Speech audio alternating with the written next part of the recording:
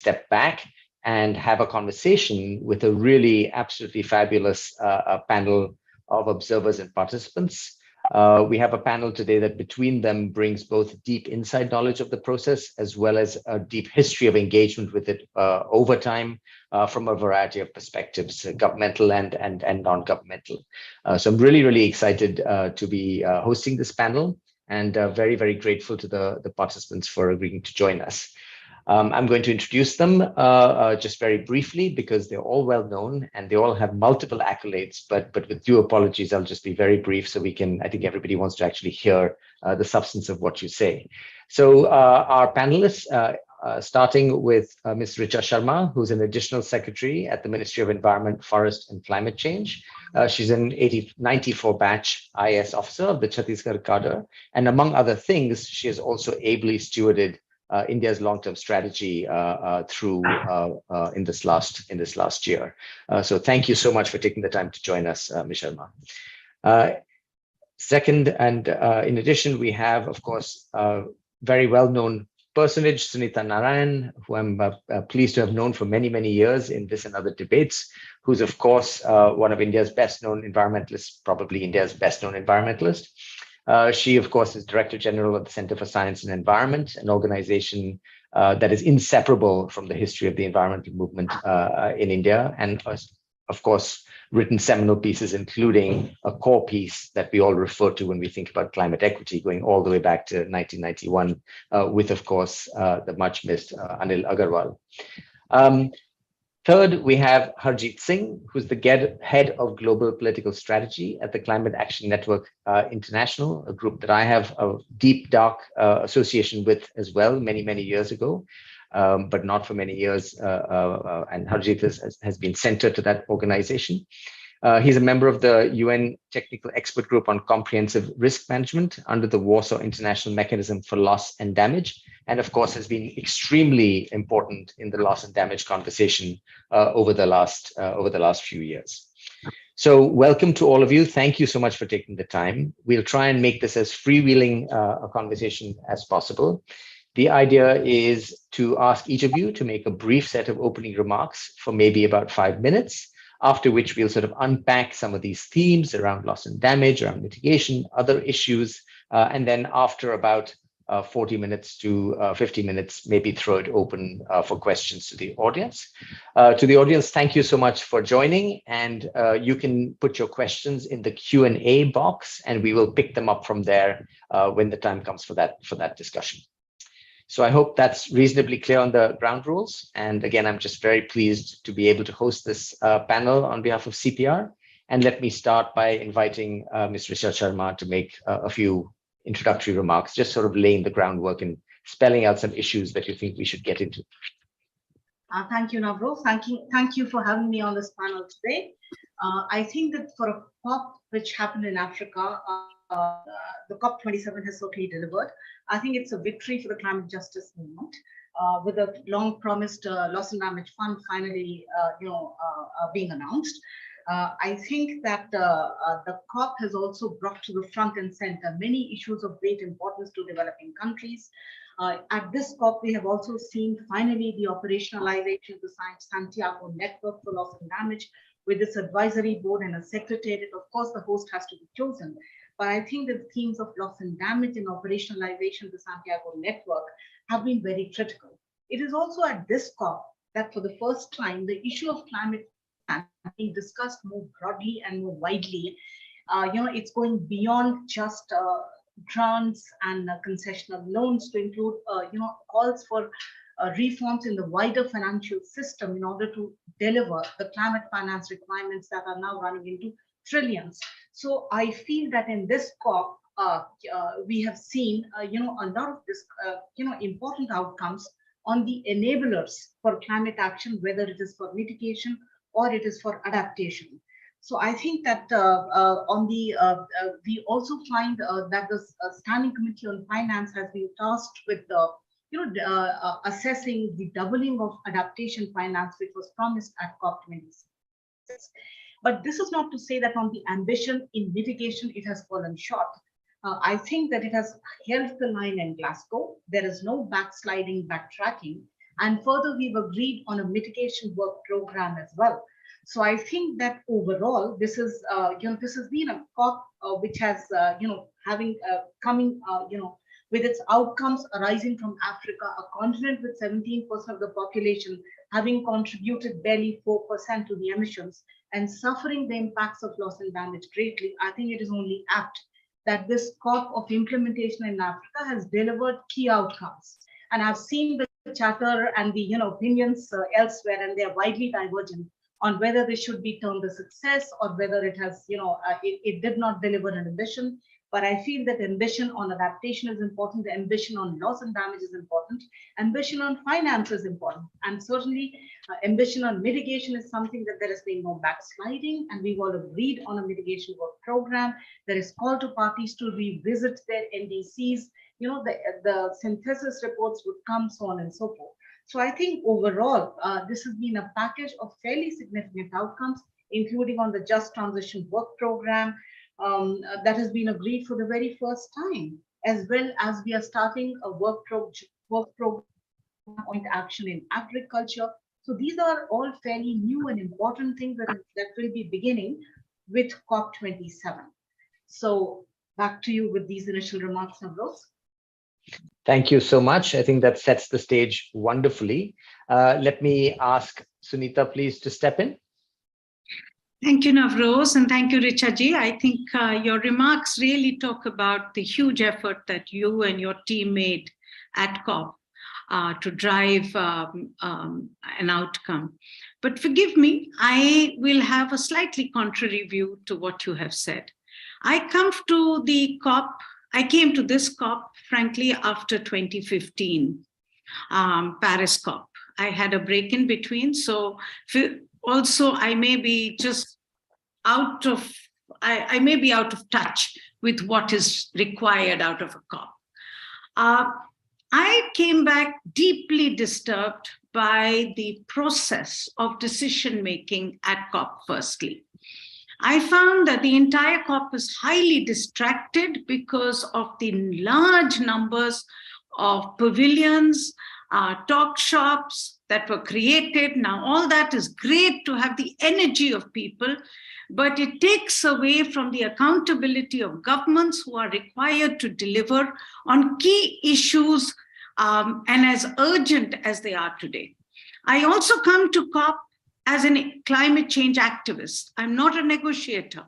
I am not even an activist only working on climate change. I work on all development issues, environmental issues, and I can see the horrendous impacts on our countries because of climate change impacts, which means I was expecting a lot more out of this meeting, which happened in Africa, happened, as you said very correctly, in a continent which is so badly affected.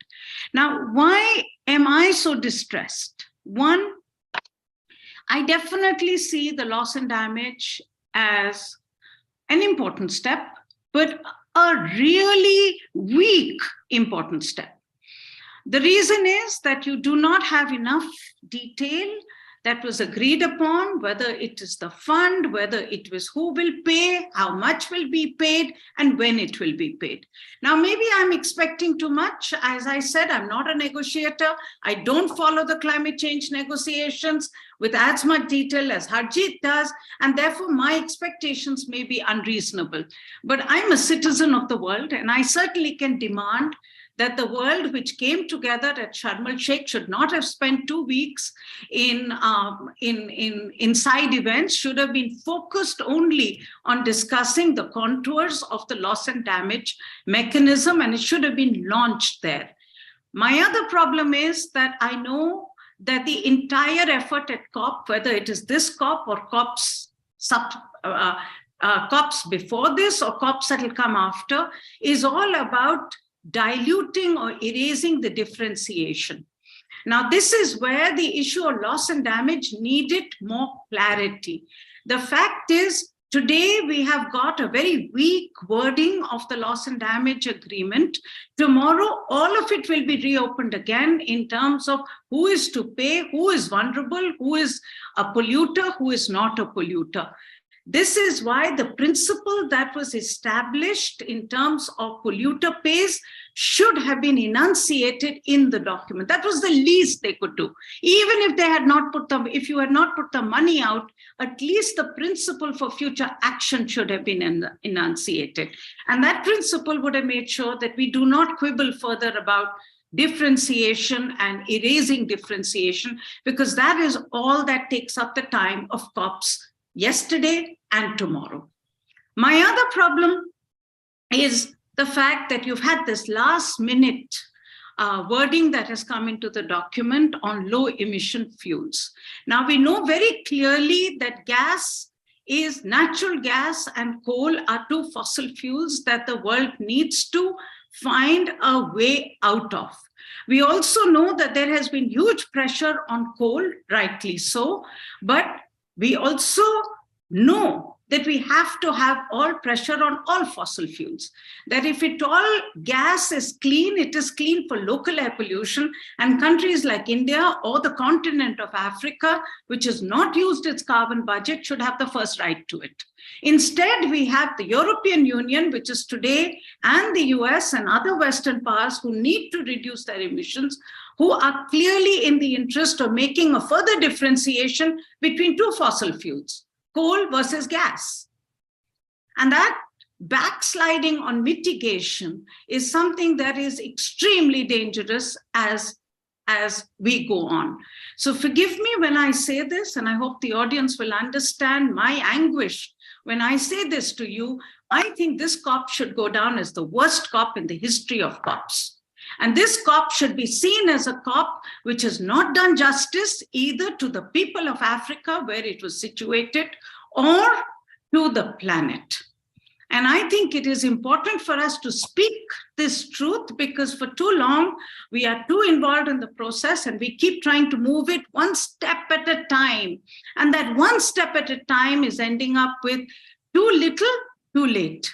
And we are always backsliding. It's time we really talked real business when it came to it. And I think the UN should rechange its entire format and only have governments there to come, maybe a few others. I'm not trying to say Arjit should not go to COP, but I definitely think the focus should be on negotiations and not the zillions of side events that were happening there. Thank you very much. Thank you so much, Sunita. And it's also, of course, interesting that when you and I started going to these things, there were a handful of NGOs and a handful of businesses. You know, Navroz, when you say this, you're telling everybody our age, 1991. Or that we were particularly precocious. So Harjeet, you know, we've had thesis, we've had antithesis. I think you know your role. Okay, it's a tough one, but let me try. I totally share Sunita's frustration and her view in terms of how the COP has been turned into an expo. In fact, I said the same thing in my interview to Democracy Now!, which you can find, and that's the reality. And imagine next year we are going to a real expo city. The venue itself is Dubai Expo City. So it has become an expo. Sunita, can't agree with you more. And that has taken a lot of focus away, and that's all by design. You know, when Trump became the president, you know, the US civil society was, you know, not what to say, but then you would say non-state actors, cities, businesses, everybody is with us just because government is not with us now, as if government was with them for the last 30 years, right, on the issue of climate justice. Anyway, so that definitely has been a challenge. And when you say this COP has been the worst COP, or I would say one of the worst COPs, I think the reason where I would tone it down slightly, because I did not go there with a lot of expectations on other issues for various reasons. One, Russian war in Ukraine, the complexity, the energy security issue, so-called security, which Europeans have been worried about, but not about how 600 million people in Africa never had access to electricity, how our own 80 to 100 million people in India still do not have access to electricity, but that doesn't concern them. For them, their energy security was important. That's why they have gone to Africa to dig and drill once again. They're back to coal once again. And no hesitation. And unapologetically, they are doing all that when they had all the morality to question countries like India. So much of hypocrisy we saw at this COP. And still, I totally agree. It's a very incremental approach that we have taken over the last 30 years. That's the reason where we are, right? Impacts are happening, and that's how the issue loss and damage became so important. It's not just because we wanted to have a win at COP27, because we need to respond to people who are being impacted right now, and this is how defined loss and damage is nothing but a report card of 30 years of inaction, right? So that's where we have landed. Clearly, nothing adequate happened in the last 30 years. But when you say what happens at the COP, it's nothing but a reflection of the same society we live in. Don't we see the same power play, Sunita, that we see happening, the way US behaves, the way Europe acts? It's the same power play, sometimes covertly, sometimes overtly, but that's what we see all the time. But now it's much more in the open. And my one line, framing for what the COP is, COP27 begins to tackle the consequence, but not the cause. And this is where fossil fuels in particular, we have not tackled. The whole language that we were pushing for equitable phase out of all fossil fuels didn't happen. And we know why it did not happen. And let me also add one or two more points before handing over back to Navroz. I think also because, and I'll tell you why I didn't expect much. Egypt has started in massively supplying gas to Europe. Many African Union had welcomed investments in gas, right? Of course, we all would like to see Africa has the first right, but in the larger scheme of things, that has changed the narrative.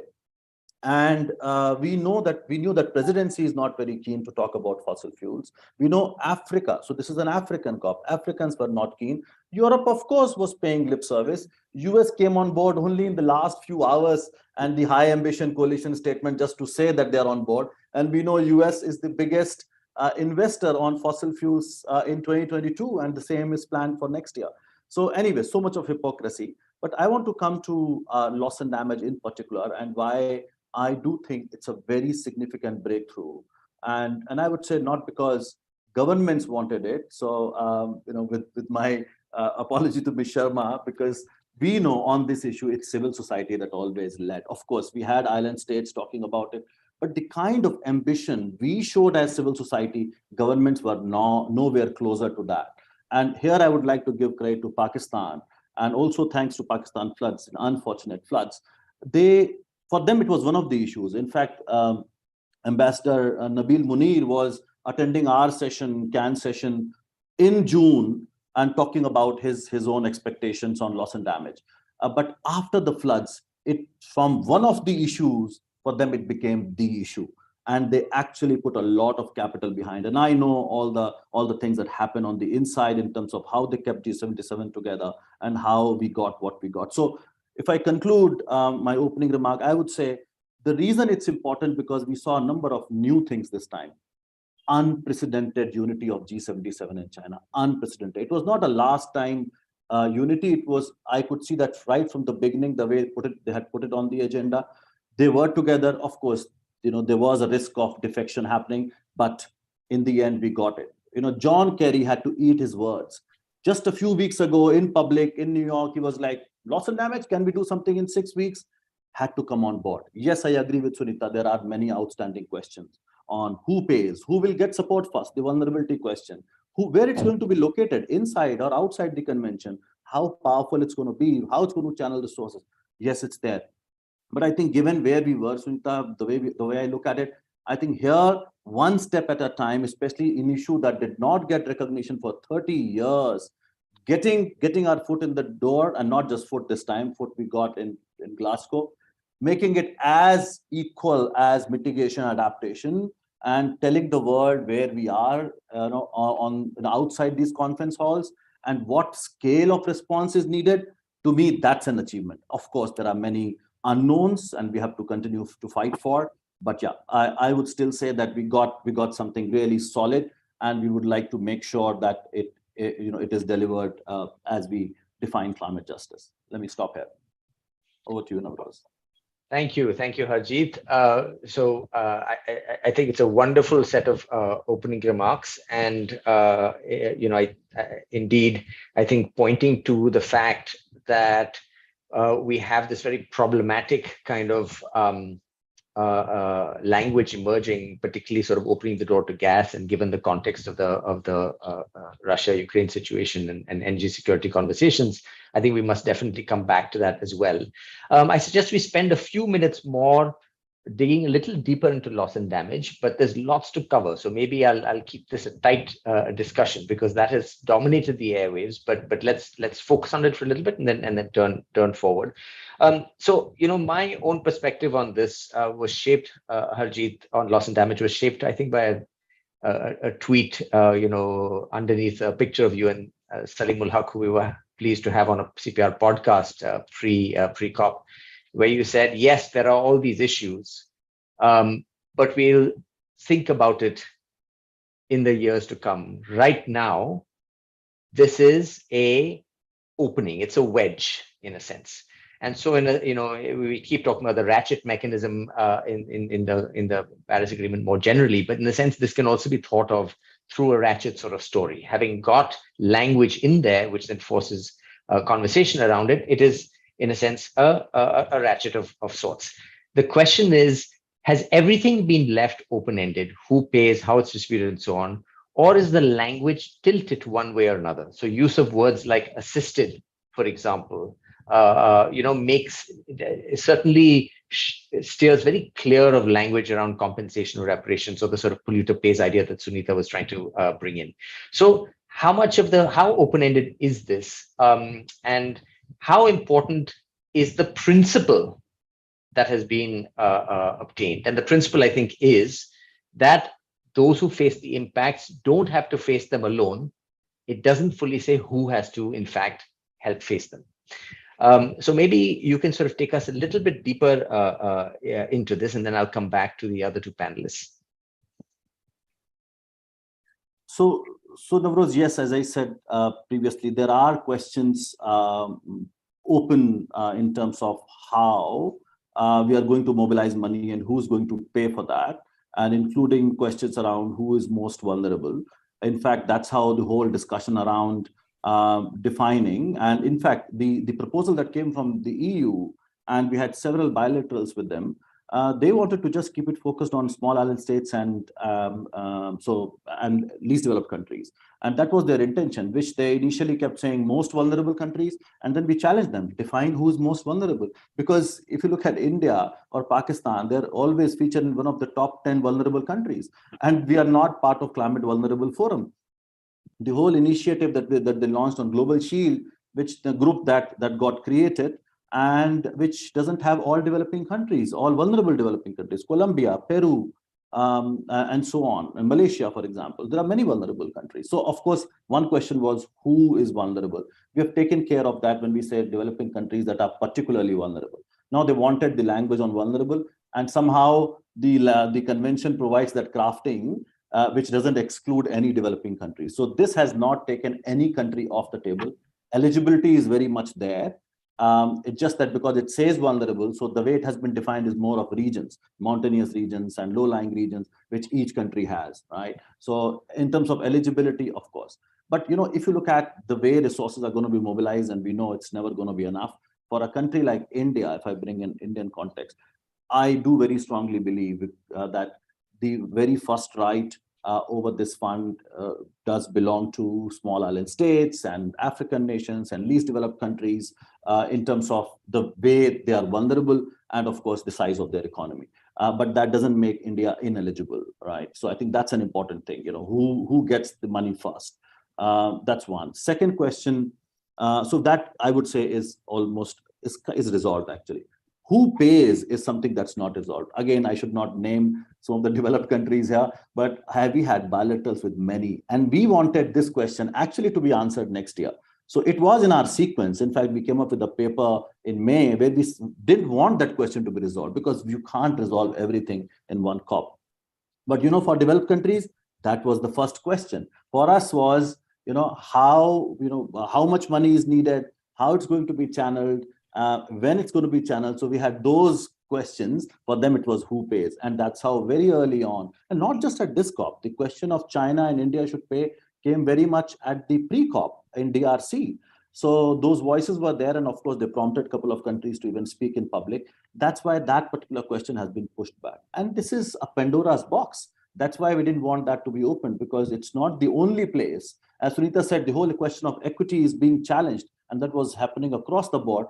It is also happening in the new collective quantified goal, which is about revising the $100 billion upwards. So it's also happening there. So that question remain, and we will be dealing with that next year. It's not going to be an easy fight, so we will do that. And the other one, as I said, is where it's going to be located.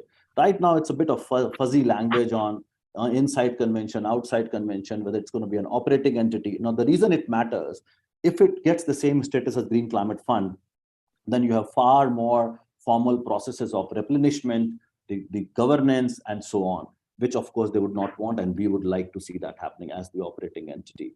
And then of course, how it's going to channel resources. And right now, another language that says, it just says a fund. There was a push to have it under Green Climate Fund, which would be disastrous in many ways, because then you are cutting the same cake into more pieces, which is already starved of funds. So I think on that count, even if some part goes to Green Climate Fund, only on the condition that cake size is increased. So there are some outstanding questions, so which are going to be dealt with next year. Great. Thanks, Harjeet. Can I just want to come to both Richa ji and Sunita ji, because and to ask you to take slightly different stances. So Sunita made her opening remarks by saying, I'm a citizen of the world. And of course, Richa ji doesn't have the luxury sitting in government of necessarily having all her words informed by that. So I would love to hear a reflection on to what extent those two perspectives overlap, and to what extent India may have some hesitations or some concerns or unresolved issues from a slightly narrower Indian perspective when it comes to loss and damage, including these sort of murmurs about whether India on the coattails of China is getting pulled into contribution and so on and so forth. So I would, Richa ji, would you like to start to sort of wade into that slightly contested terrain? Yeah, certainly. And as Harjeet has rightly mentioned, that these calls had started, much earlier, and it is not as if we heard them for the first time at COP27. In fact, the issues being so contentious, even getting the loss and damage funding arrangements on the agenda, that it took us, almost till 5 a.m. in the morning on Sunday, 6th of November, before all the other agenda items were kind of pushed into other processes, and this one was taken up for consideration. And even then, the presidency had to make an oral remark that this is being taken up in a spirit of facilitation and cooperation and not liability or compensation. Now, on the question of whether parties other than the developed country parties, whether they are major economies, big developing countries, should, whether they are also liable or they should also be responsible for paying out into this fund, our position has been very, very clear that we ourselves are, having contributed, just about 4% or 5% of the cumulative stock of emissions, and our per capita emissions being about a third of the global average, our per capita energy use being so low as well. The question of India's liability for paying out into any loss and damage fund, frankly, does not arise. It is a fact that those parties that have used up a disproportionate share of the global carbon budget are the ones who should be paying into this fund. Now, as part of the global South-South cooperation, India has been undertaking many measures to support developing countries, whether it is with climate information services, early warning systems, through setting up in governmental bodies like hosting the CDRI secretariat here, through other initiatives like the infrastructure for resilient island states. But I think that the principle here is one of liability and compensation, frankly. I mean, those words have not come into the cover decision, but I think that these are going to be contested issues, and this is precisely what will determine the language on who will contribute into this fund. It is a fact that the can has been pushed down the road on these very contentious issues, but we would like to join in a spirit of cooperation. Whatever we do voluntarily in a spirit of South-South cooperation has to be set aside. But in terms of who really should be paying into this fund, our position remains absolutely clear. Over to you, Navroz. Thank you, Richa ji. Sunita, last word on loss and damage before we move on. So I think Richardji has hit the nail on the head. And I think Harjeet, therefore, as civil society, I really think civil society has erred this time. I think you are too meek when it comes to these because you are part of the process. I really think that the principle of loss and damage tied to the principle of liability and compensation had to be put on the table. You should not have accepted anything less than that. If the civil society had put that very clearly and governments were under pressure, I hoped that would happen. Let's be very clear. I'm not sure why we are jumping up and down and saying first time loss and damage is on the table. We have elevated it. It was on the table in Paris. Okay, in 2015, what are we talking about? I mean, all of us are aware of what's happening. But what was the Paris Agreement fundamentally flawed in?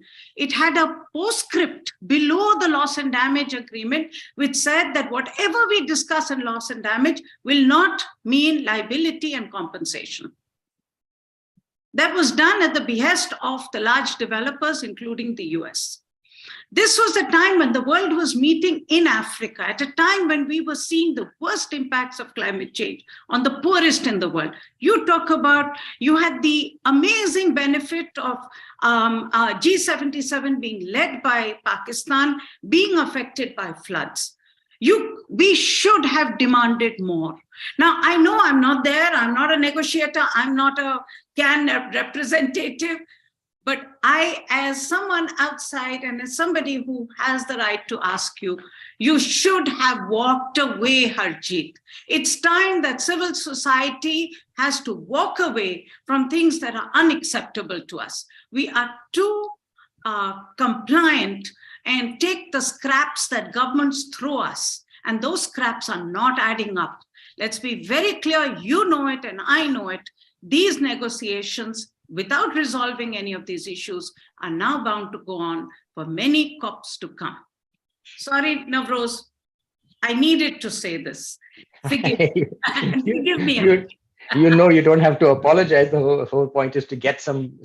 What's the fun of a panel where everybody agrees with each other? So I think we've got very clear positions out on the table in the sense, you know, a view that sees the loss and damage decision as kind of, you know, politics being the art of the possible and widening that wedge over time versus saying, you know, you've given up too much just to get at the table. And I think we'll have to just see how this unfolds.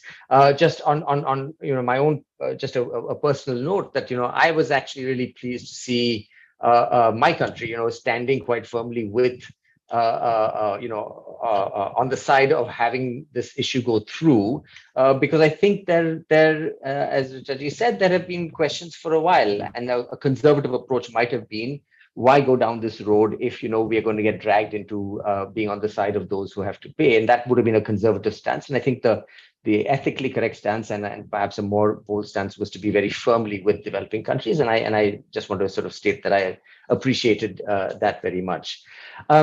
Maybe we could just move on, and I'm going to give me 30 seconds. And I know I think you deserve it, Harjeet. Yes, absolutely. We can. No, this is not to kind of react or respond, just to share a number of things. And I totally share, Sunita, your frustration. I have been almost as radical as you are, but yeah, I have been in the system, so probably that has softened the corners a little bit. So let me explain. The problem is with the process itself, where one country can veto, however strong language you put on the table, one country, which I'm sorry to say can be easily bought over, to veto, and everything is off the table. We fought for it. Until 2012, that was my language as compensation and reparations. You can find out in media, and even recently. There was an agreement, an unwritten agreement not to use those terms when we agreed to establish Warsaw International Mechanism for loss and damage. That's how everybody got on board. We gave these countries 10 years to actually show the spirit of facilitation and cooperation. They acted in bad faith. That's how we elevated. In 2021, that's how here. In all my interviews, you'll find in media, I have always maintained, and exactly what Ms. Sharma said, the principle remains of compensation and liability. It was technically impossible to get it on the text of UNFCCC. It's not possible at all. And I keep saying, and you will find it in media, as I said, That's the spirit. I've been on sessions which are about reparations. Our actions, background, say reparations, you'll feel that that's the principle. Now, the other thing that's important, and probably also to connect the dots beyond UNFCCC, that's not the only place, Sunita, where we are demanding this. We are very much supporting Vanuatu, and it's important for everybody to know their call for International Court of Justice to issue an advisory opinion. Climate Action Network is doing the whole global mobilization, working with everybody on that. Wonderful. That's another piece of work that we are working on. Wonderful. Litigation. I've been part of several groups that are working on litigation, and you will see this work multiplying. We are going to double down on these countries who use this UNFCCC space to not let us land this language on compensation and liability, but you will see these messages coming from the International Court of Justice. Litigation cases are going to multiply. Nationally, you will see a litigation option, global and national, and we are working on it. So we have a multi-pronged strategy to look at that. Here it was needed because it's UNFCCC, which was not doing as much as it was supposed to on the third pillar of climate action. People were suffering. We needed to reach that point. Sorry for the long response, but I just wanted to put things into perspective. That's not the only place where we are demanding justice. You know, we have gotten to where we could get, and we are going to continue to expand that space while engaging in other outside spaces. No, thank you, Arjit. I think that was a really important addition. Various things that are going on in a sense outside the UNFCCC, and that's probably true not just in loss and damage, but in other areas. And clearly, litigation is a big trend globally as well. I just want to use a question that we got from the audience to pivot a little bit to mitigation. So the question is, does the predominant focus on loss and damage and related funding issues take the focus away from the main issue, which is GHG emissions and controlling global warming? Now, this is a line that we have seen a lot in the global media. It is, in a sense, the burden of the closing comments by many of the Europeans, for example. In a sense, there was a kind of an implied give and a failure to take kind of a bargain that had not quite worked out kind of language that was being put on the table. So I'd invite comments on this. I mean, full disclosure, I've just written a piece in the HT which said that I think the language that this was unduly, the COP is unduly weak on mitigation is not something that is sustainable. The ask was perhaps not terribly sustainable. So this is my kind of prior bias. But I'd welcome your views on this, on how we should read the Sharm El-Sheikh implementation document on mitigation, and also keeping in mind that the mitigation work plan was apparently the most heavily bracketed document, even more so than loss and damage. So maybe reflect on that, but also while you're doing so, if you would, maybe also let's keep in mind a need to bridge this to the conversation on finance and whether or not progress on mitigation should be talked about in the same breath as finance. And I want to pick up Richaji's point about the broadening of finance and this Article 2.1c, which didn't end up getting discussed, but is clearly something that is waiting in the wings, the idea that you have to sort of mainstream climate into finance more broadly. So that's a lot for one question. So please pick up elements of it as you see fit. Maybe we'll start again with Richaji and then come to Sunita. Yeah, sure. So I think, and you're absolutely right, that the mitigation work program was a space where I think that the developed country parties in particular had hoped to secure far more than they actually did. And that may have been the reason for the feeling of frustration that on the mitigation as element in the Sharm El-Sheikh implementation pact, the outcomes have not been significant. You see, and indeed, the mitigation work programs are one of the most heavily bracketed, decision texts. Now, in this work program, there were, whether should it be for 1 year, should it be for, up till 2030, or should it continue till the temperature goal of the Paris Agreement is attained? So there were, the differences on the duration of the work program. There were differences on whether the principles of the convention, the Paris Agreement, should guide its work. There was a difference. There were differences of opinion on the scope of the work program itself, in terms of its link to the COP process. So literally, there were many, many contentious issues. But I think finally, what we did secure was a 4-year work program. It does have a very clear link to the CMA.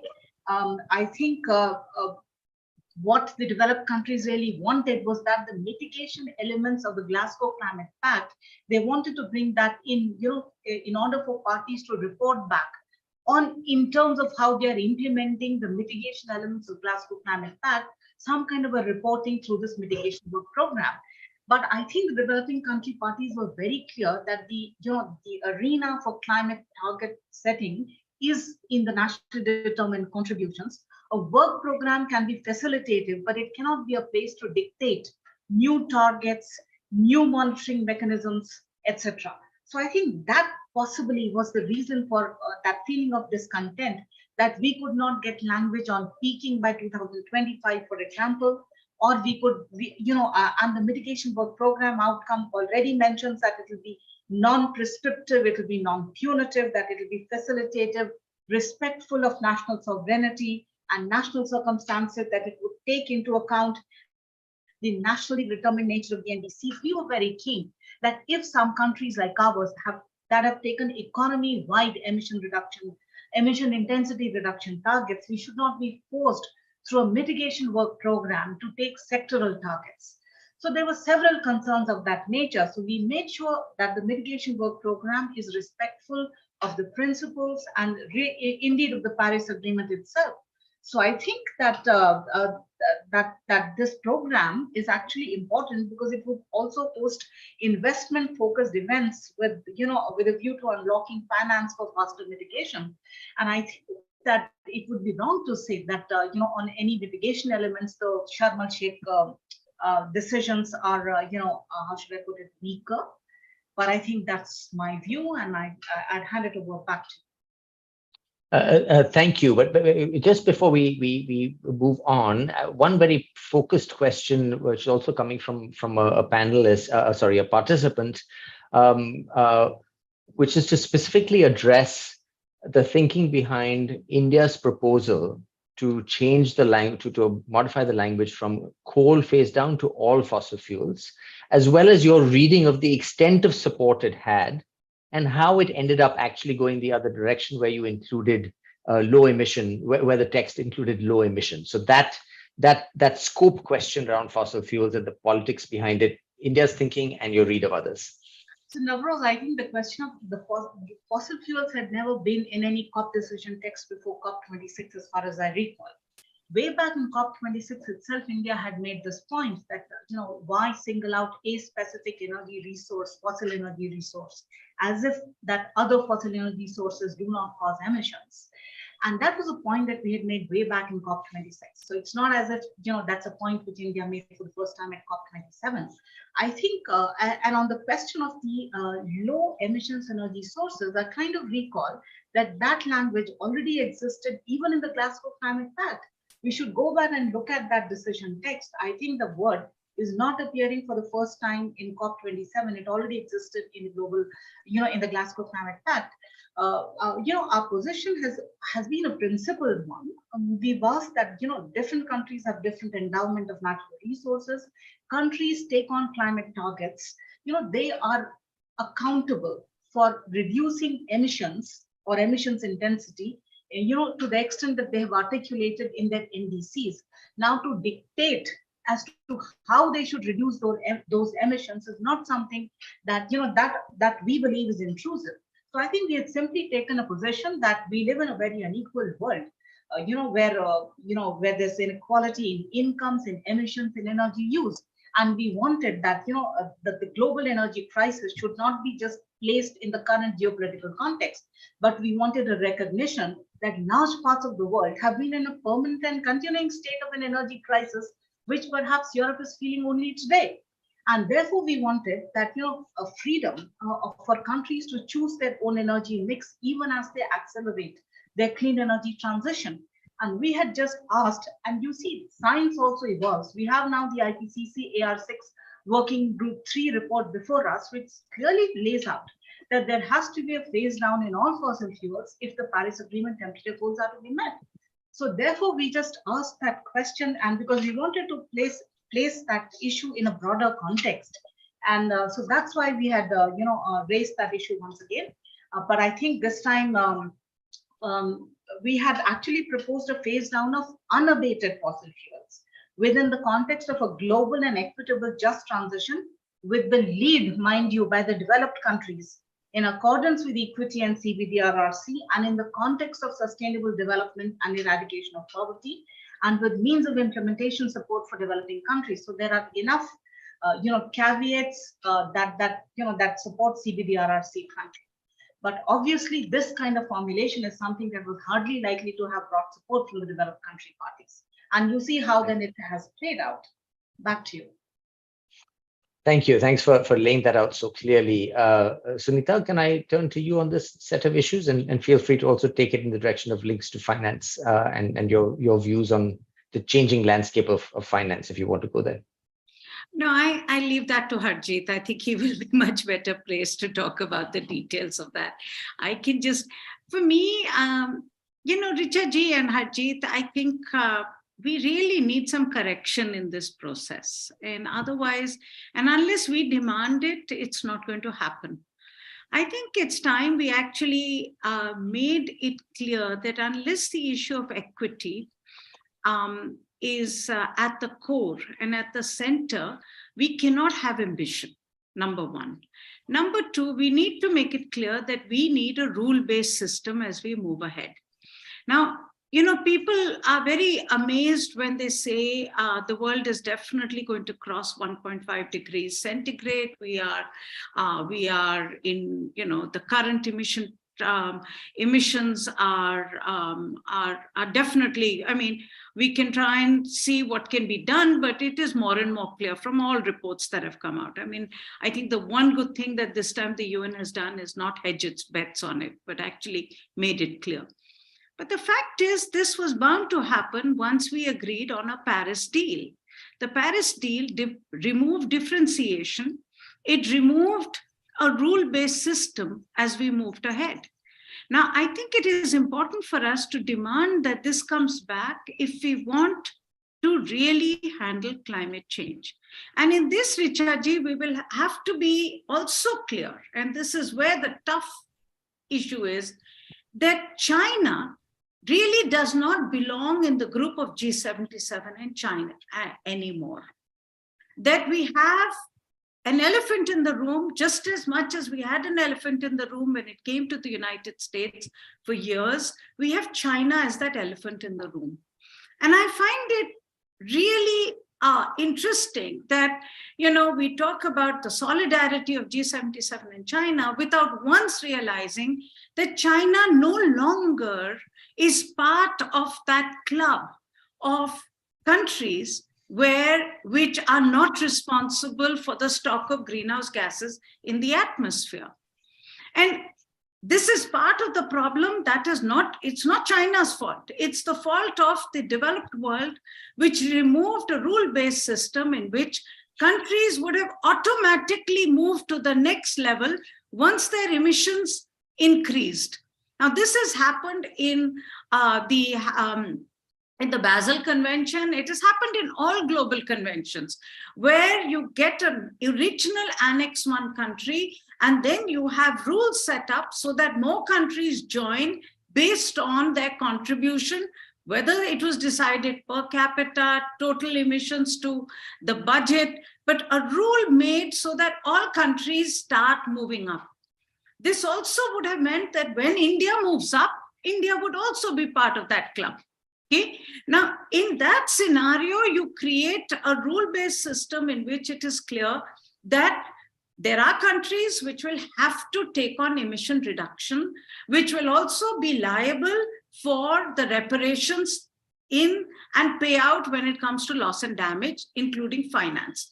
Now, there is no way that you can argue that China is not responsible for a substantial share. The data that we have put out shows that by 2030, China will equalize its per capita emissions with the United States and occupy the same carbon budget as the US.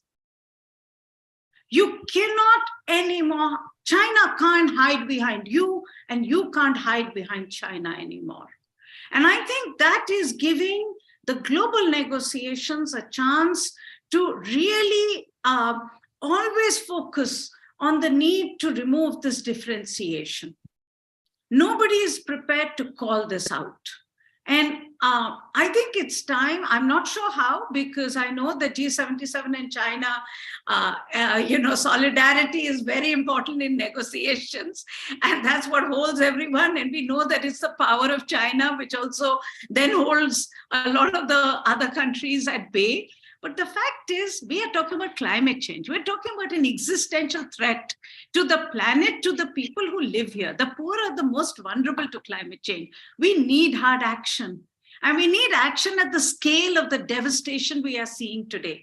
So I think Navroz mitigation is pathetically low. I think, let's be very clear, we are not on track to meet 1.5 degrees centigrade rise. We are not. Even every report says so. And we should have made that the centerpiece of this discussion at Sharm El-Sheikh.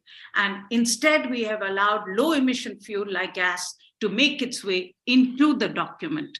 I think it is, when I started off with saying, for me, this is the worst COP, this is one more reason, one more nail in the coffin of that COP.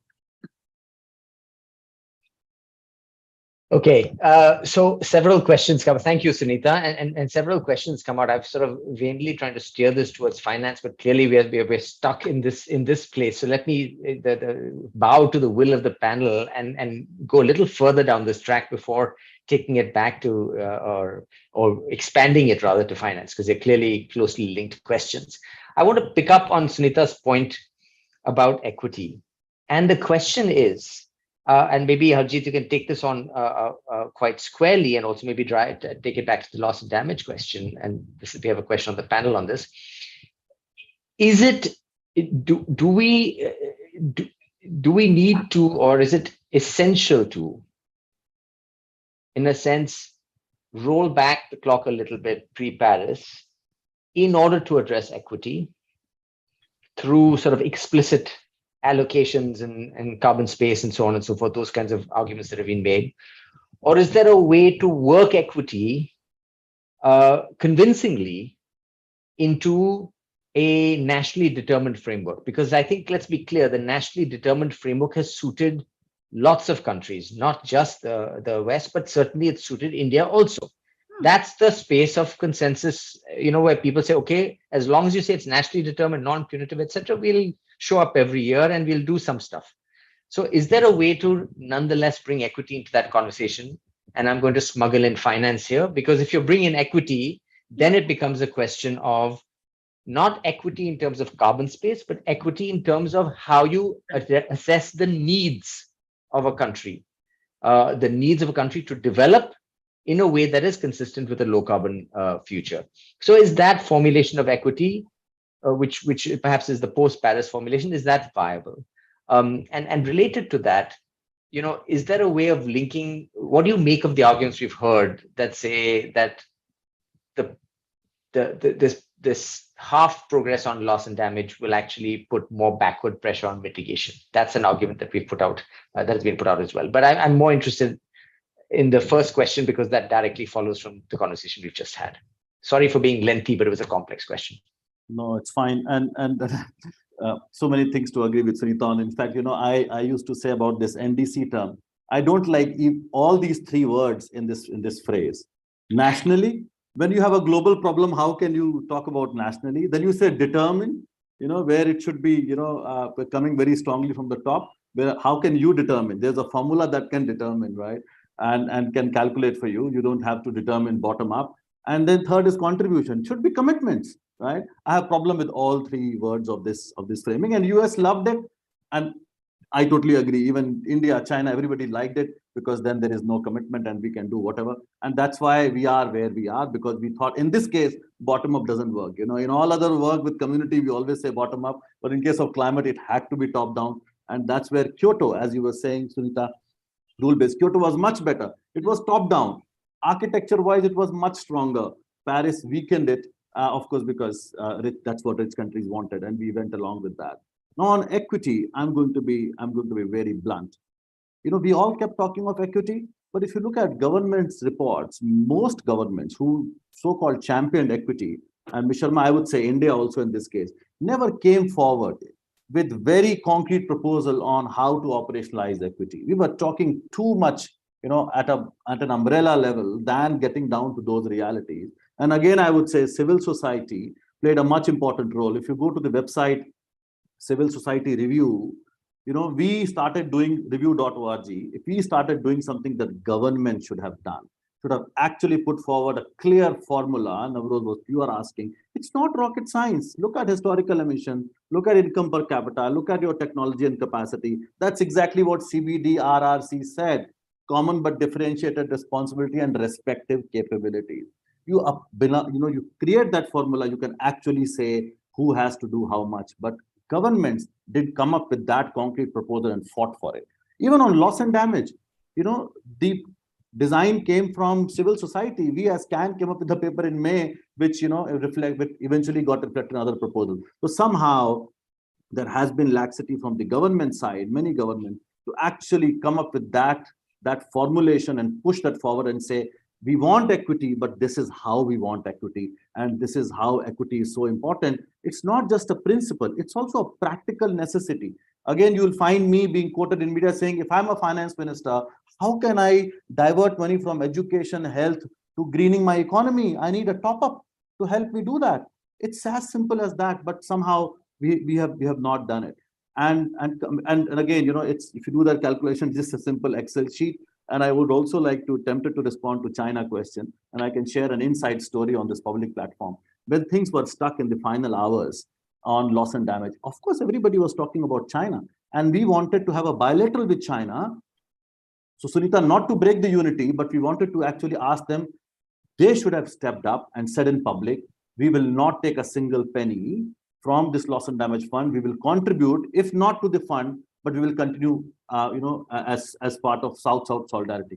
They said it in the beginning, but they didn't say that. And I also believe that China, it's time for China to step up and probably step out of G77. And that will make things much, much more easier, because for the US, it's always about China. And you know what? One other mistake that China did. China took $100 million from Green Climate Fund. You know what it has done? It has just made the politics in the US so toxic, because people are saying China is taking money from Green Climate Fund. China didn't need to take that money. So I totally agree that China question has to be looked at differently, and we need to be bold enough to now say that. But I want to come back to UNFCCC very briefly.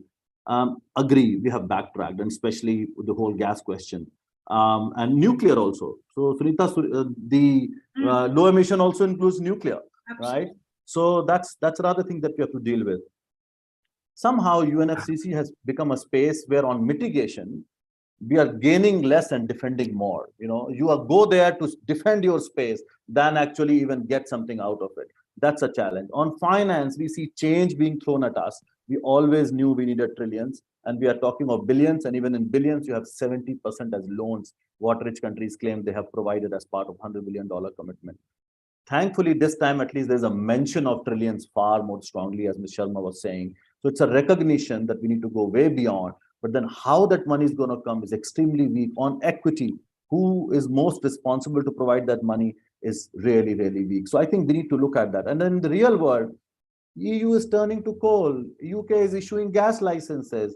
US leads in terms of most projects approved on oil and gas. So I think we need to really call that out and do look at how the system is going to work. And I will say that for us as civil society, the space of COP, and again, the way I was saying on loss and damage, is not just about looking at text and changing things there. It's also about building the narrative. And I think we have been pretty successful in building the narrative. The way we are talking about fossil fuels in the last 2 years, that was not the case in the last 30 years. And particularly exposing the hypocrisy of rich countries, exactly the examples that I gave. Look at what they're doing in the real world. And fight has to go to national capitals now. That's only one of the spaces. That's not the space now. That's one of the spaces. A lot of work has to happen in the capitals. Back to you. Okay, thank you, Harjeet. So I'm going to try and provoke this conversation a little bit more by basically making the observation that you indeed have several problematic backsliding things going on, like what Harjit said about the issuing gas licenses, reopening coal-fired power plants, and so on. And there is this hypocrisy where they say, well, it's urgently needed, but of course, all the needs that the developing world have had for decades have not been considered in an equally urgent way at all. So, who gets to define what is a need? But if you look at the people at the sort of, if you hunt hard for, in a sense, the good news stories coming out, right? It is the declining cost of renewables. It is the fact that more investment is going into renewables now than fossil fuels for the last few years. And there are these sorts of glimmers. And in a sense, speaking personally, one of the things that I observed trying to travel up and down Sharm el-Sheikh and occasionally bumping into Sunita is that people have been saying that this issue will be taken seriously when the rich people sit up and pay attention. And at Sharm el-Sheikh, there were many rich people there. So it was, in a sense, what people had been wishing for, and it was sort of disconcerting to see. There was a lot of people expecting to make money out of this conversation, which is the sort of green growth sort of capitalist story. Now, there may be other consequences of that, but this sense in which those technology costs and the investment flows that are now moving increasingly in the green direction, how much of that is a consequence of the COP itself, and how much of that is things that are happening outside the COP? And this comes to what we brought up, what several of you have brought up, that maybe things are happening in all kinds of ways outside the COP, like Harjit talked about litigation and so on and so forth. So can we maybe talk about that a little bit? And it's also tied to the fact that, in a sense, maybe the benchmark of progress on mitigation isn't what the mitigation work plan says and whether it's tied to this, that, and the other, but it's actually something much broader, or at least that's only a part of it. That there are other things that also have to go on. And I just want to link this back also to the question I posed to Richardji at the beginning. There is this conversation in Article 2.1c about mainstreaming finance. So to what extent is the COP able to send triggers out into the broader world? And are those being successful? Is that another way of reading this? Or is that too utopian of you? Richard, please. Yeah, please. So you're right that while an agenda item on 2.1c about aligning global financial flows towards the temperature goals and towards climate resilience was not adopted as such, but there is indeed, there are two dialogues on 2.1c that are going to be organized shortly. But to your broader point of there already being a business case for a clean energy transition, and that not being necessarily driven as much by the COP decision-making process itself, I think that you are right. In fact, even the IPCC report mentions, technologies across several sectors where, the costs are already low enough, and for them to be, deployed at large scale across countries. So I think that the difference I see in the finance-related decisions in this COP versus other COPs is that the finance part of the Sharm el-Sheikh implementation plan is already leading. It starts with the finance gap for renewable energy, and it mentions that 4 trillion per year is required to be invested in renewable energy up till 2030 for the world to reach its net zero by 2050 ambition. So I think that, and then it is also talking about clearly, it's expressing grave concern and deep regret that the 100 billion goal was not reached. But that really is neither here nor there, because that money is really very little. And it's also quite understandable that, innovative ways of climate financing will have to be found, led, of course, always, from a responsibility paradigm. India will never cease to assert that public grant-based concessional finance remains important, but we also understand that there are more innovative ways of financing have to be found to fund climate action at scale of the kind which is needed. And this COP, I think, recognizes that, and it leads with the requirement for renewable energy transition, and it also calls upon for the reform in the global financial system and the architecture there. And there were many, you look at the Bridgetown agenda, the many other proposals that have come on how the requirements for climate finance are to be funded. So I think that conversation is, moving beyond public grant-based concessional alone to look at more broader choices of finance that are available. And I think that these dialogues on 2.1c, and India looks at it in the context of the overall Article 2 and in its links with Article 9 instead of a standalone discussion on 2.1c, because it is obviously correct that that there are other SDGs that remain equally important, and not all of them are climate aligned. So therefore, diversion of development finance to only climate mitigation is not something that is in the interest of the developing countries.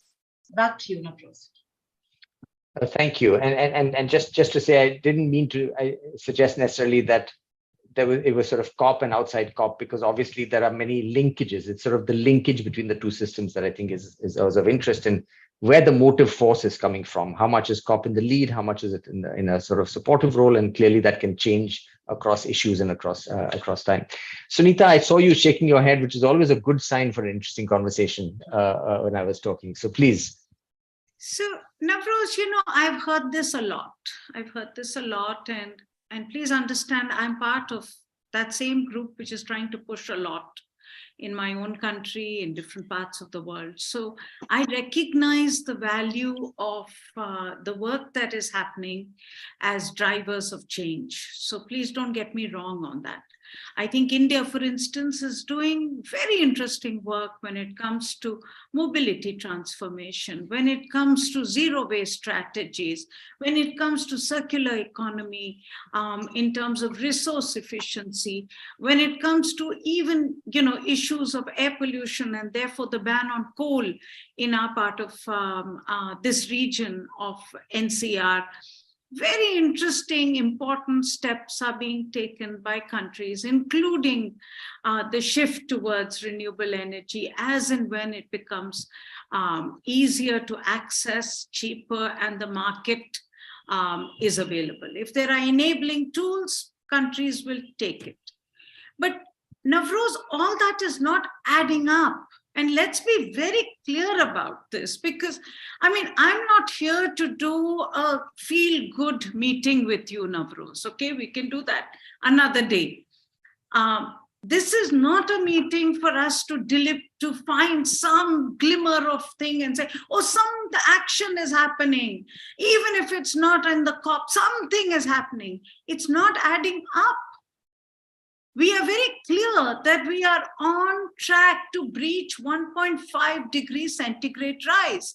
We are very clear that the countries which had to take drastic emission reductions, countries like the US, which have, I openly said it was a great thing that President Biden did to take on a 45% reduction by 2030. Our own assessment shows they're not on track. Okay. Countries like Europe, maybe it's a temporary backsliding, but they're not on track. They've always been the renegades in this. They're not on track. So, let's not, please, this conversation needs to move from kindergarten to some real world now, Navroz, where we stop trying to look for some desperate glimmers of hope to say, price of renewables is going down. Yes, it's going down.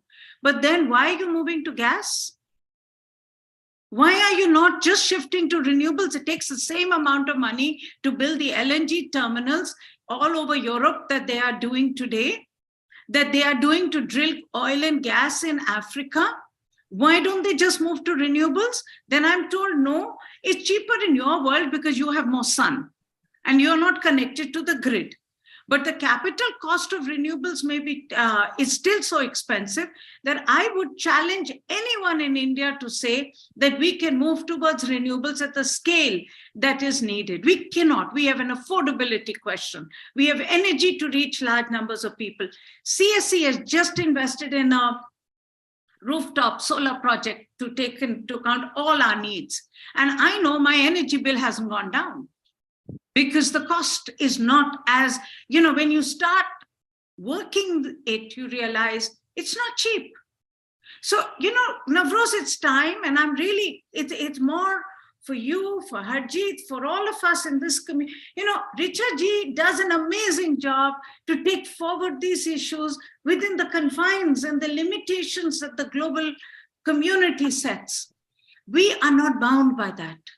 We have to play our role as civil society, which I think we are not doing sufficiently to be able to push the envelope further. I mean, you and I have had this conversation in 1990, 1991, whether the civil society should be part of the process or push the process. And I think it's time that we actually called a spade and made it very clear that it is not good enough.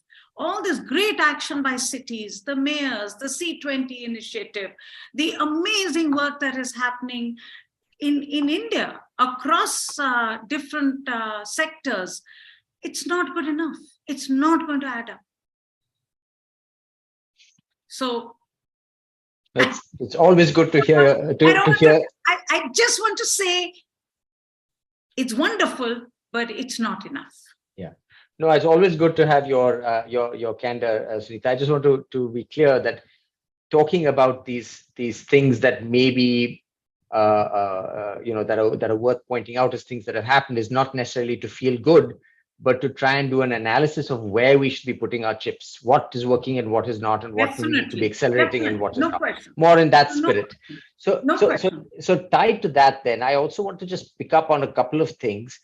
The text uses this language, which actually also it comes out of the IPCC, of enablers. Enabling conditions are finance, institutions, governance. I think equity and is also actually part of the enabling conditions, as Sunita said. Ambition sits on the back of equity.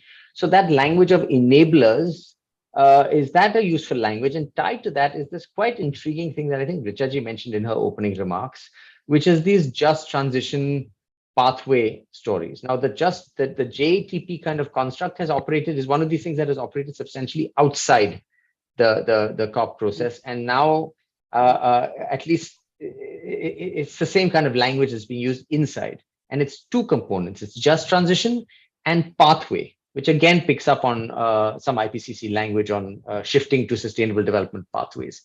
What is the significance of introducing this language, both the enablers and this just transition pathway story? Can we make something of this, or is it just yet another process that will spin its wheels for a few more COP cycles? Harjeet, do you want to come in on this one? Sure, Navroz. I would repeat myself a little bit to say that, first of all, we should not look at COP as the process to make the change happen. It's a process, which is an important one. And the good thing is that many of the processes that were on the outside are beginning to land at that space.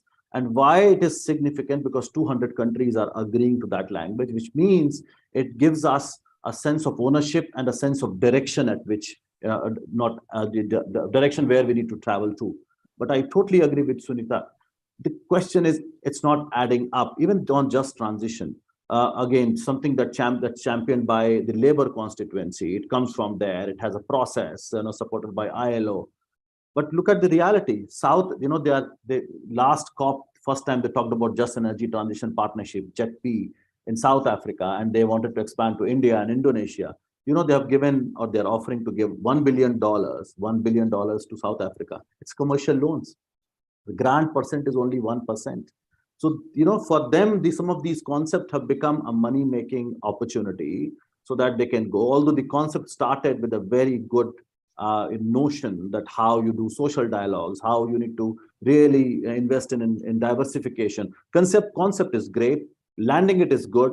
But then how we make sure that the sanctity of that concept remains and it's not misused by some of the people who come to these COPs only to make money. I think that's something which we need to challenge. And again, to make that point, we need to influence these processes. And the reason we go to these COPs, because you have 5,000 media folks sitting there. It's a great place to influence, to create awareness. And some of the things I do think have happened because every year you have heads of the states going, you have media presence there, you can actually shape the narrative, but don't just stop there. Demand global justice, put things into context, and it's also a fertile ground of ideas, but work will happen in the capital. So as Sunita said, the work of CSE is so commendable and amazing, and that's what we need to focus on, because eventually that's where change will happen. But keeping that connection with the international process for a two-way exchange is equally important. So set the narrative, draw things from there, but eventually invest your energy in the capitals. And I also agree, we need to speak truth to power. The fact is, it's not adding up. We are nowhere near where we need to be. And we need to be also talking about development paradigm, something that we have not touched upon. We need to talk about degrowth. We know that we have gone way beyond. So, we all love, we get really tensed when the GDP growth numbers go down. Of course, in developing countries, it's a challenge because we still have to give job to millions. But let's talk about rich countries. They're not yet talking of degrowth. They're still talking of growth. So, and I think we have gone too far, where rich countries at least can talk about growth. So let's also discuss that at some stage.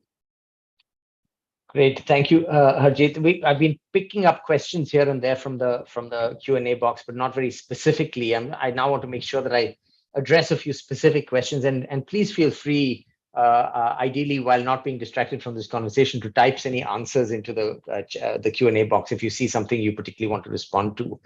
This is for the three panelists. But let me ask each of you one question from that comes from the chat that's focused on each of you. So a question for Harjeet in particular is the question on non-party liability under loss and damage. So in other words, what about, a huge share of the pollution is coming from of carbon is coming from a finite number of large corporations. Will they be in some ways brought into this framework, or is that sort of more the litigation track? And then how do we address that slice of it, looking at, at corporations instead of countries? So this is the rapid fire round. So 1 minute each on this, please, Harjeet. Very quickly. It's going to be difficult to get the language because of various interests. That's why we put pressure on governments. Here, parties negotiate, but it's the responsibility of these governments to sue, but to actually put pressure through the system. But litigation-wise, it's definitely an option. Please look for RWE case filed by a Peruvian farmer, and a case that German Watch is pursuing. Look for that. There are many such examples coming up. RWE, it's a German company invested in Peru. So look for that. Okay, thank you. So Richaji, one question for you in particular. How do you see the COP agenda, how do you see the climate agenda playing out in the context of the G20 and India's leadership of the G20 coming up? So certainly, we've seen that the G20 being some of the world's largest economies have a clear role in, furthering the climate agenda. And, India during its G20 presidency will ensure that the ambition that the world expects from the G20 is something that should come through. And we will, we have focused on certain specific themes for the G20 to be discussed in the climate sustainability working group. But we are very much aware that the G20 has always, sets the tone for ambition in climate action, and not just by action. I mean, in finance support and all the arenas. And we hope during India's G20 presidency that will come through strongly. And we're going to have meetings in 4 different cities, the working group meetings, and there'll be a ministerial that will happen in Chennai sometime in July. And we will have a G20 climate and environment ministerial, in which we hope will express the resolve of the G20 to, take forward, respond to the COP agenda, and do something more, to show the G20 leadership in combating climate change. Thank you, Richaji. I know you've been involved in those discussions as well. So a lot of juggling that you've had to do. Sunita, I'm going to read this question out to you because it's been clearly carefully phrased. So let me read it out. This is about the distracting expo nature of the COP. So limiting COP to governments would have stymied the groundswell for climate action and justice. Thanks to the activist organizations for making climate concern visible, they built the salience of urgency to act. Who is the non-state actor participation distracting? So it's a pushback to you on the closing down the space argument. No, very good question. I'm so glad it's been asked, because I should get a chance to clarify what I'm saying. So I love activism, but this was not activism. This was some of your best friends are activists, in fact. this right? was boardroom. No, I'm an activist, and I'm not sure about my best friend. They're gentlemen now. but this was boardroom, cute little meetings happening. You know, activism was, and maybe I was much younger, so forgive me, but activism was in the COP at Hague, Richa-ji, fascinating when this young woman stepped up to Todd Stern and threw a pie in his face. Okay, activism was when there were very large numbers of people present there, being able to loudly and clearly demand more action from governments. What I saw in this COP was a total distance between negotiations and these conversations. The negotiations were happening at the end hall. Most people didn't even know that hall existed. The pavilions were right in front, and all pavilions had these little spaces. For instance, the Indian pavilion, the Danish pavilion, the Cannes pavilion, the Rainforest Association, okay, no Cannes pavilion, the Rainforest Association pavilion, the whatever, every issue there, every group there had a pavilion. Wonderful. They had little rooms where they were sitting together, and the same group of people who would have met in their own countries were sitting together in those pavilions and having a conversation. This is not activism. So please be very clear. What Cannes does at the COPs is activism. I still saw Cannes putting out every day a list of the most polluting, a scorecard on which are the countries which are worst performers. Activism was down to, if I remember right, it was 100-meter walk, which was allowed, where people were told that they could walk from one end to the other end, and they could not take any diversions. This is not activism, okay? So please use your words very carefully. Now, if you're saying that COPs definitely need the energy of very large numbers of people, 45,000 people who were there, that energy will contribute to the actions of governments inside. Maybe that could be a possible theory, but it will remain a theory till governments actually act. And the fact is that energy of people who were operating in these little rooms and side events was not geared towards the conversations that were happening in the room. In my day, when we did side events, they were designed to influence the negotiations that were happening inside. Now they are a world in themselves. It's a universe of itself. And I think that universe is wonderful, but it is not needed at COP. It should happen. You should have a climate expo once a year. No question, Rajit. Once a year, the world should come together and celebrate action on climate change. Everybody should come. It's a great networking opportunity, but that's not the purpose of COP. COPs are supposed to take hard, drastic decisions that will help us to mitigate what is clearly an existential issue. That was the failure of this COP. Right.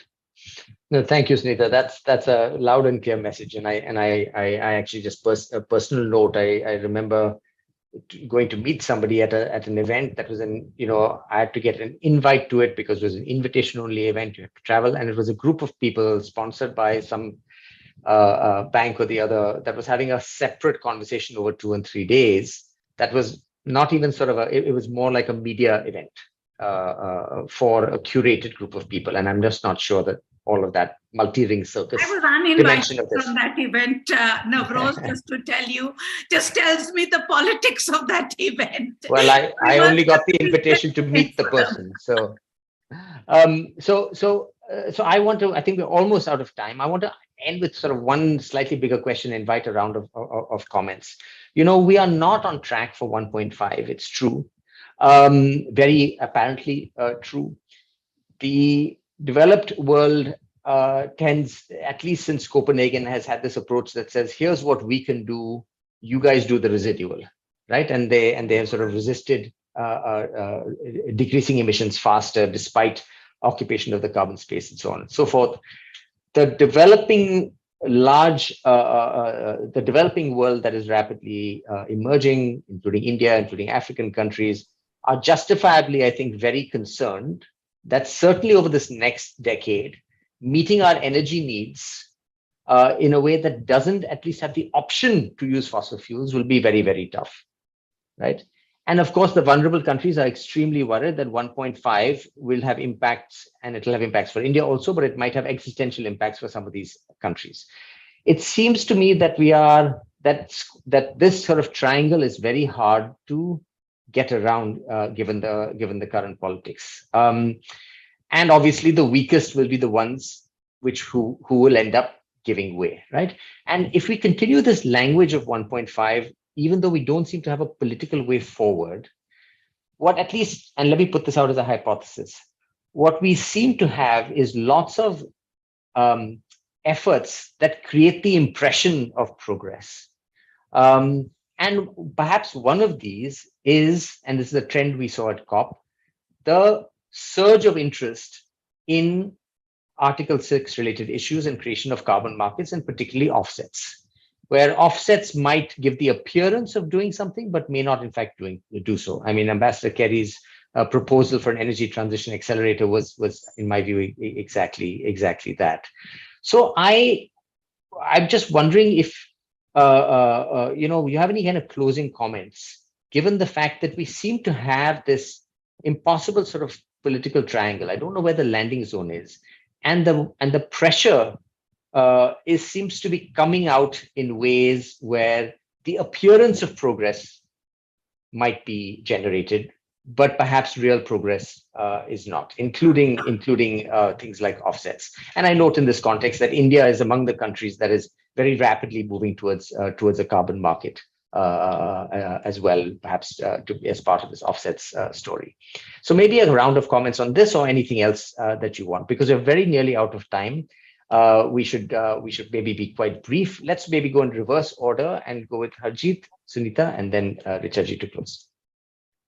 So there are three words that guide me, and it's not my framing, so I will not claim credit for that, but something that we as civil society organizations, movements came together with: truth, transformation, and hope. So speaking truth to power on really where we are and what's going wrong and it's not adding up, but then talking of transformation, and we have to call the bluff of these offsets and carbon markets and everything that's happening right now, but at the same time talking about solutions as part of transformation, and then keeping the hope alive. I know things are things are going from bad to worse, but it's hope that's going to keep us all united, keep us all energized and inspired to keep fighting for. And that theme for me, or those three words, really guide. And I think that's what is needed, and that's how we go in these spaces and try and influence things. And when we look at how these spaces are being more convoluted, we have to talk about those truth and transformation that is needed. I'll stop here. Thank you, Harjeet. Sunita? So, I think, Navroz, as I have been the one who has been the maximum disruptor over the last 1.5 hours, and I have probably, I don't want to leave this meeting with people feeling that I don't see hope. I see huge hope, but I see hope only if we are able to find those big transformational answers as we move ahead. And I see lots of opportunities. For instance, when I look at India and I look at our desire, at our own plan to reduce dependence on coal and to increase our renewable energy space, I see an opportunity for funding there.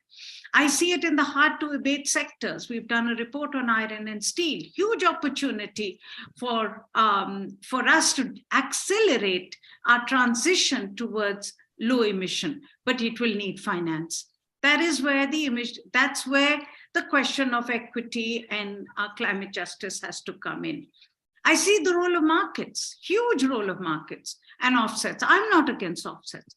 But those offsets has to be designed for transformational action. We made a mistake with CDM. CDM was the cheap development mechanism. It was the convoluted development mechanism and soon became the corrupt development mechanism. We need to move beyond that, knowing that the markets have to be governed by societal rules and not left to themselves, which would mean that you put a floor price on carbon. You say this is not where the market can go, and the market will only go where the price of carbon will lead to transformational action in the developing world. Because there is no way that India, for instance, can, or any country should accept a carbon market in the Paris scenario where we all have to take a mitigation reduction, and we will all have to bear the burden of that reduction. If we sell off our cheapest, we are in trouble.